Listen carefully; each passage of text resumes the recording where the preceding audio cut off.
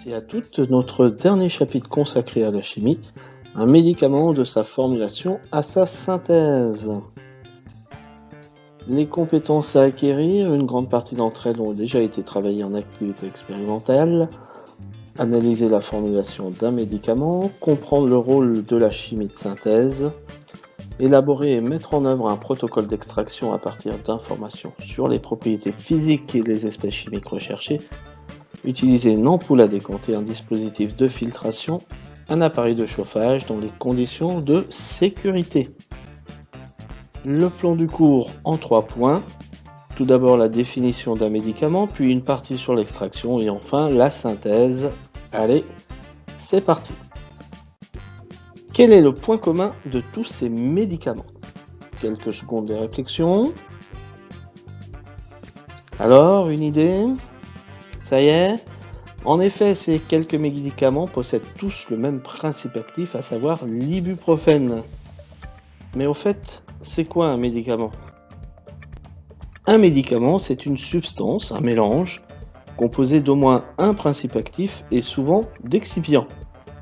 Et du coup, c'est quoi un principe actif et c'est quoi un excipient ? Comme d'habitude, c'est simple en chimie. Le principe actif, ce qu'on trouve parfois sous le terme de substance active, est l'espèce chimique qui assure l'effet thérapeutique recherché. Pour résumer, c'est la molécule qui soigne. Alors, quelques exemples de substances actives.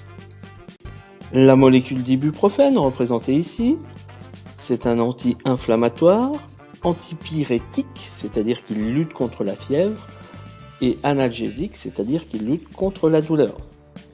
Vous pouvez vous amuser à trouver le groupe caractéristique. Dans cette molécule, il n'y en a qu'un. Autre médicament ayant des propriétés proches, c'est le paracétamol, qui existe également sous de nombreuses formes. Lui, il possède 2 groupes caractéristiques. À vous de les trouver. C'est cette molécule que nous avons synthétisée en activité expérimentale. Peut-on parler de principe actif sans parler de l'acide acétylsalicylique, plus connu sous le nom de aspirine ? C'est un des médicaments les plus consommés dans le monde. Comme le paracétamol, il possède 2 groupes caractéristiques, mais pas les mêmes. Changeons un peu et voici la zidovudine, plus connue sous le nom de AZT. Alors l'AZT, c'est un antirétroviral et il fut la première molécule utilisée dans le traitement du VIH. Alors, pour l'histoire, cette molécule a été synthétisée pour la première fois en 1964, d'abord testée contre le cancer où elle n'a présenté aucun intérêt thérapeutique, si ce n'est d'avoir des effets secondaires très importants. En 1974, un chercheur de l'Institut Max Planck en Allemagne montre que la zidovudine présente une activité contre un rétrovirus de la souris. Mais la molécule reste inutilisée jusqu'en 1985 où elle est testée in vitro contre le sida et là, elle présente une activité. En 1987, donc très rapidement, la FDA, Food and Drug Administration, accepte l'utilisation de cette molécule dans la lutte contre le VIH. Elle possède plusieurs groupes caractéristiques, dont certains que nous n'avons pas étudiés. Et je rappelle au passage qu'il existe plusieurs dizaines de groupes caractéristiques. Enfin, une molécule bien compliquée. Vous noterez qu'il y a beaucoup de groupes caractéristiques. C'est la streptomycine qui est un antibiotique. Alors un antibiotique, c'est une substance qui est efficace contre les bactéries, mais pas contre les virus. La streptomycine ici est ce qu'on appelle un antibiotique à spectre large, c'est-à-dire efficace contre de nombreuses bactéries. Alors, je ne vais pas citer toutes les bactéries, je ne suis pas médecin, puis c'est pas l'objet de la vidéo. Alors, par contre, il est intéressant de noter que cet antibiotique fut le premier découvert en 1943 contre la tuberculose, maladie qui faisait à l'époque des millions de morts et qui fait encore chaque année 1,5 million de morts. Il existe, entre parenthèses, un vaccin contre la tuberculose, c'est le BCG, ce qui explique le faible nombre de cas en France. Cet antibiotique est également efficace contre la peste bubonique ou la peste pulmonaire.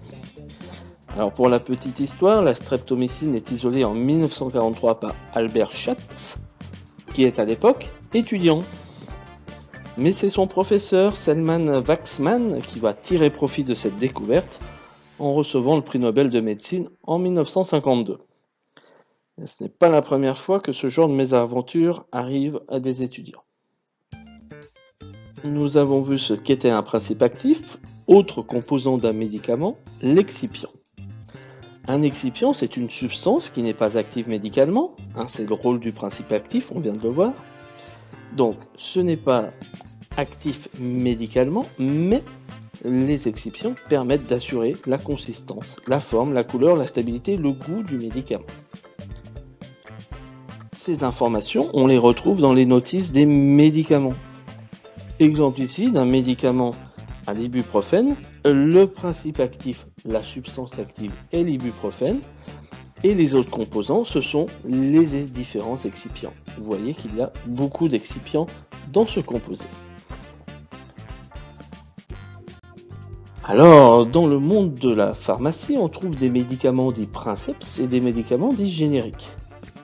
Le médicament princeps, c'est le médicament originel, le premier mis sur le marché, mis au point et protégé par un laboratoire pharmaceutique. Puis on trouve également des médicaments génériques qui eux contiennent le même principe actif que le médicament princeps. Il est souvent produit par un autre laboratoire et vendu lorsque le brevet a expiré. Si le principe actif est forcément le même, les excipients, eux, peuvent différer d'un médicament à un autre. Le fait de choisir des excipients, de choisir la forme galénique du médicament, c'est ce qu'on appelle la formulation. Il y a des tas de formations pour devenir technicien ou ingénieur formulation, ce n'est pas l'objet de la vidéo. Mais c'est un vrai travail de mettre en forme les médicaments. J'ai parlé de forme galénique sans l'expliquer. Alors, la forme galénique, c'est la forme sous laquelle est distribué le médicament. Je ne doute pas que vous avez déjà pris des médicaments au moins une fois dans votre vie et que vous savez que la forme d'un médicament peut être très diverse. Présenté sous forme solide, comme un cachet. Ça peut être également un comprimé effervescent, également par exemple pour faciliter la dispersion et la dissolution du principe actif. Solide, ça peut être une gélule ou des granules qui sont faciles à ingérer. Mais tous les médicaments ne se présentent pas sous des formes solides. On a également des médicaments sous forme liquide, en crème ou en pommade, s'il faut l'appliquer sur la peau notamment. On peut également les trouver en collyre, notamment pour les yeux. Essayez de mettre un cachet sur les yeux, c'est pas très pratique. Pour les enfants notamment, il est souvent plus facile d'administrer un médicament sous forme d'un sirop, qui est une solution homogène, ou une suspension buvable, qui est en fait des particules solides dans une solution. Et sous cette forme galénique, c'est facile de jouer sur le goût, sur l'odeur, pour rendre le médicament appétissant. Si on peut dire appétissant. Toujours liquide, mais un petit peu moins plaisant qu'un sirop, c'est la solution injectable. Forcément, cette forme galénique de médicament demande une piqûre.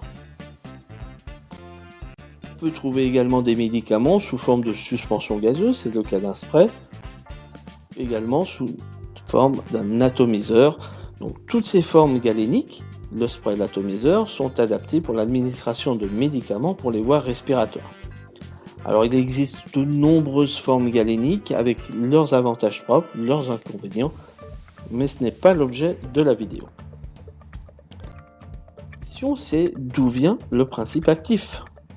Alors pendant très longtemps, il a été extrait de la nature, et forcément c'est ce qu'on appelle une extraction. Extraire une substance d'un mélange, qu'il soit naturel ou artificiel. C'est ce qu'on fait tous les jours quand on prépare un bon café ou un thé.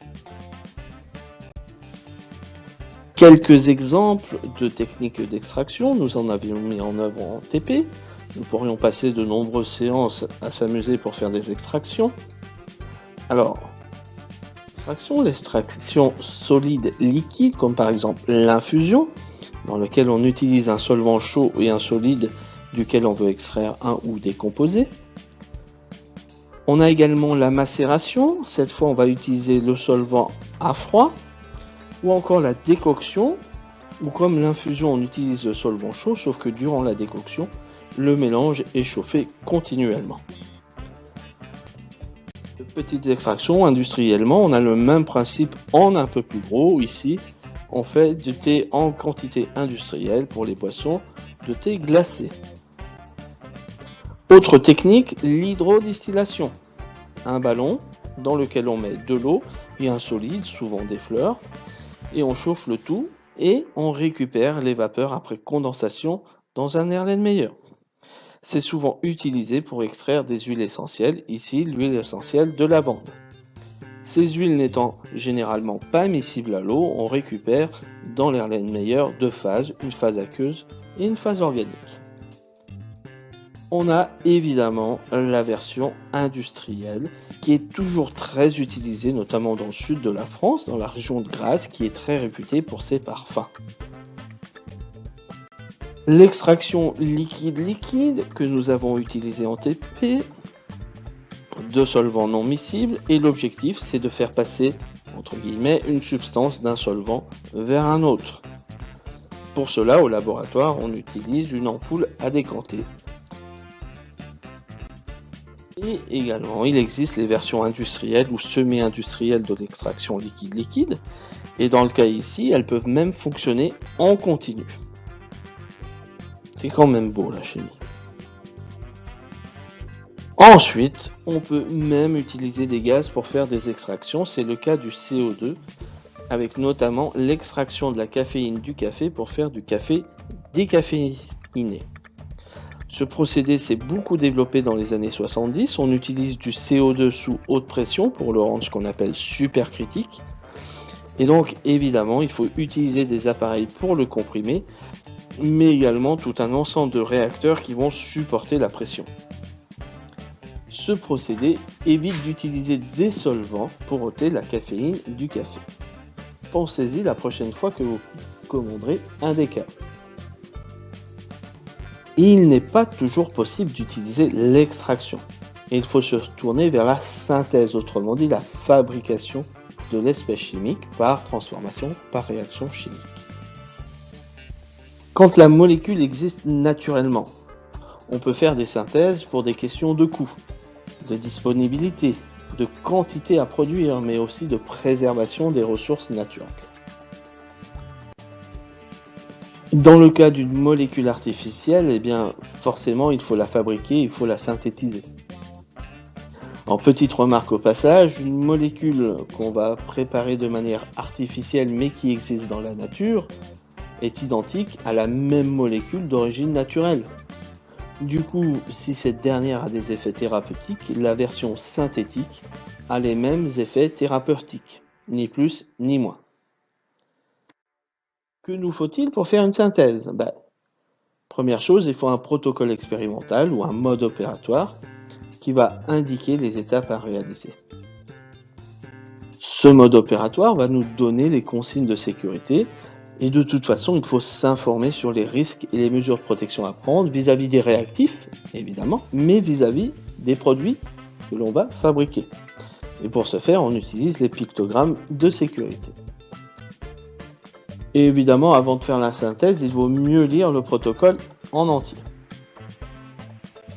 Pour utiliser une synthèse, on va utiliser des montages, et notamment un qui revient très souvent, c'est le montage à reflux. Alors, dans ce montage, on place un mélange réactionnel, c'est-à-dire non réactif, dans un ballon qui est surmonté d'un réfrigérant. On chauffe le temps nécessaire, c'est le protocole qui nous donne la durée nécessaire de chauffage, et on fait circuler de l'eau dans le réfrigérant à eau. Il existe aussi une version de ce montage avec un réfrigérant à air. L'intérêt, c'est que les vapeurs qui se forment lors du chauffage sont condensées par le réfrigérant, et lorsqu'elles sont condensées, elles retournent dans le mélange réactionnel. On n'a pas de perte de matière. On va également ajouter généralement des grains de pierre ponce pour homogénéiser la température du mélange réactionnel pour que la réaction se passe parfaitement bien. Et évidemment, on a toujours la version industrielle. Alors sur la droite, la personne là qui est en train d'inspecter l'intérieur du ballon, enfin l'intérieur du réacteur, vous montre un petit peu que les installations industrielles sont juste un petit peu plus grandes que ce qu'on peut avoir au labo. Essayez donc de rentrer dans un ballon au labo. Alors oui, j'ai parlé de réacteur. Dans l'industrie, on va parler de réacteur, c'est l'endroit où on fait des réactions, d'où le nom réacteur.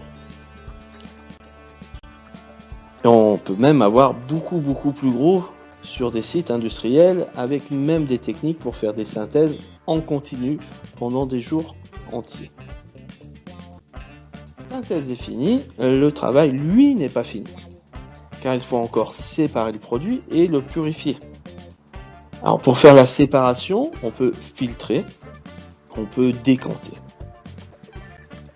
Filtration, notamment sous pression réduite, on va utiliser un Büchner. On l'a utilisé en TP. L'intérêt d'une filtration sur Büchner, sous vide, c'est la rapidité de la mise en œuvre.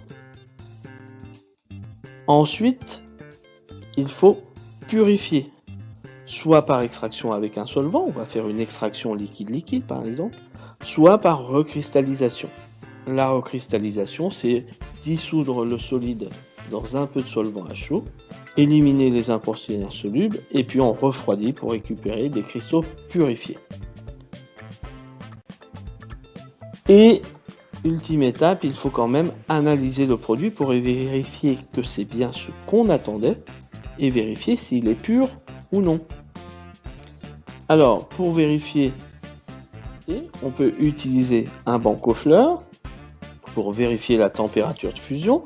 Nous l'avons utilisé au laboratoire lors de la synthèse du paracétamol. Également faire une chromatographie sur couche mince qui permet de faire un contrôle simple. La mise en œuvre est assez simple et rapide.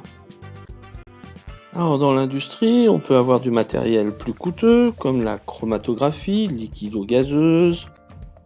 On dispose également d'appareils de spectroscopie infrarouge, de spectroscopie UV visible, la RMN, du microscope électronique, etc., etc. Il y a de nombreuses techniques. Voilà, c'est fini pour ce chapitre et pour la chimie en seconde. Comme d'habitude, si vous avez aimé cette vidéo, mettez un petit pouce bleu, partagez la vidéo sur les réseaux sociaux. Vous pouvez poser vos questions et donner vos remarques dans les commentaires, évidemment j'y répondrai. Et moi je vous dis à bientôt.